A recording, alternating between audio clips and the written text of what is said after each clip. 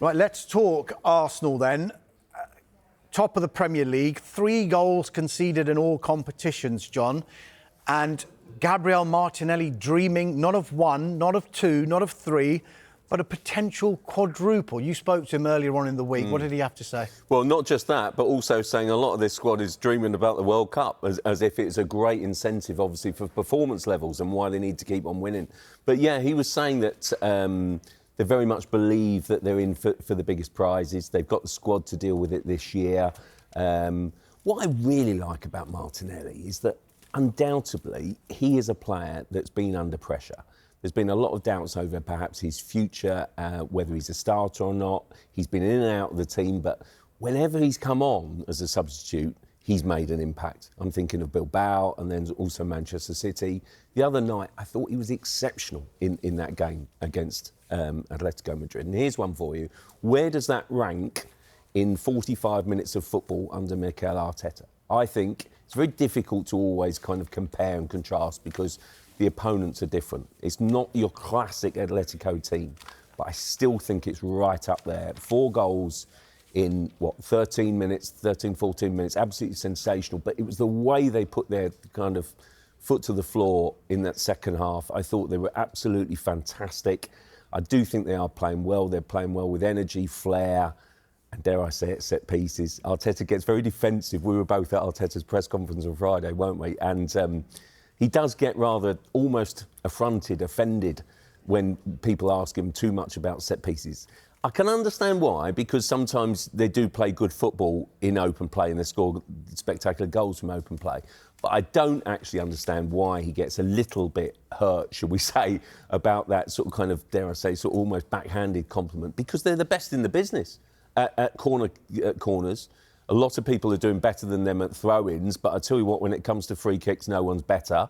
And why wouldn't you champion that? Why wouldn't you use that as a weapon in the armoury? It's got all the makings of a spectacular season for Arsenal. I think it's worth noting as well, you know, how many leaders they've got on the pitch, how many kind of strong personalities. You know, Odegaard's out. Last season, that would have been a disaster. Now you've got Saka wearing the armband. I love Saka. I think he should be kind of captain for club and country in his career.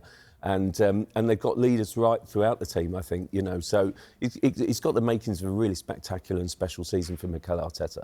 Riath, picking up on Mikel Arteta, there's a very interesting piece in The Observer from George Sims. He says, belligerent, defensive, but is Arteta also shower saboteur? This is to do with the maybe underhand tactics some have accused Arsenal of when Atlético Madrid didn't have any hot water on Monday evening after their training session. Now, there is an interesting quote in here on this piece, sorry. He says, look, we appear to be reaching the point where Arteta is becoming the manager he's always pretended to be, or at least the one he has always believed himself to be, the serial winner, the prodigal son, Guardiola's heir and usurper. The defining feature of the 4-0 win over Atletico was not the dominance, but the ease and the nonchalance as well. Confirmation of the burgeoning suspicion that Arsenal, and by extension Arteta, now belong reasonably among Europe's elite. I remember John was at the press conference before the Atletico game, and one of the questions you did ask him was about Diego Simeone's last visit to England, when he had that altercation with a fan. And Arteta said, look, I sympathise with him because it's very, very difficult to keep your emotions in check. But he's actually said, I'm working on becoming a lot more calmer. Is it working? No. No, that's such a madness as a proposition. He's a lunatic on the sideline. And he's fantastic for it. I just want to dwell a little bit on the shower thing as well, because I know there's the suspicion and then there's the official version that no, this was accident, both showers, cold water went off for everyone. No. I've got no information left or right on this, but I love the idea that Mikel Arteta is somehow channeling John Beck and he's resorting to all of the filthy tricks in the book, and I can actually well imagine it as well. I think he's fantastic, Arteta, and beyond the team and the squad that he's built there and how it might be coming to a head this season, it's just even as that character, that personality basis for the Premier League. It's great when you have someone who fans are divided down the middle, where you think this man's a a genius moving in the right direction, or you absolutely despise him. It's always something quite nice when you have polarising individuals like that. But what he's built there this season, or what the squad that's been partially built for him, they are creating something brilliant. We're going to come on to City in a minute, because that is the that is the soundtrack now to their season, and you play the sort of John Williams Jaws score behind as sort of City suddenly become competent again.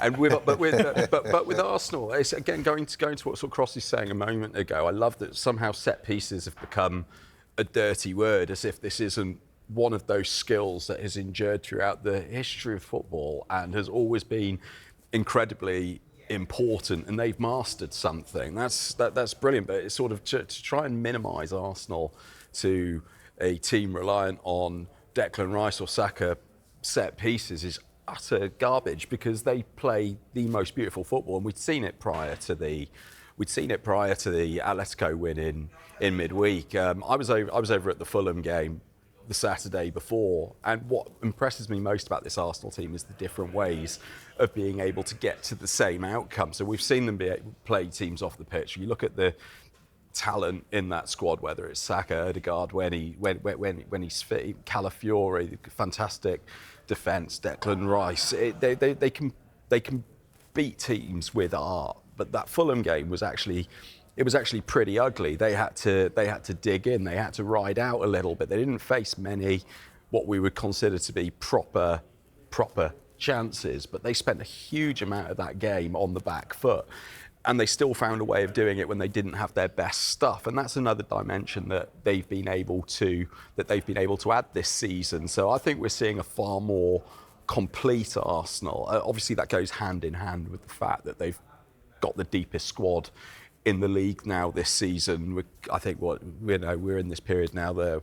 Prior to the Fulham game, it was 7 games in 3 weeks. It's now down to 5. But the fact that they're able to move through this congested period of the season, winning each week, I think that's huge. I think it's going to be it's an interesting game today against Palace. We've seen what they've done this season. That's not going to be easy, but these are precisely the kind of games which we would have looked at last season, like we did with West Ham and Fulham last season, and say this is going to be possibly where wheels come off. And now we're looking at it thinking it would be a surprise if it did.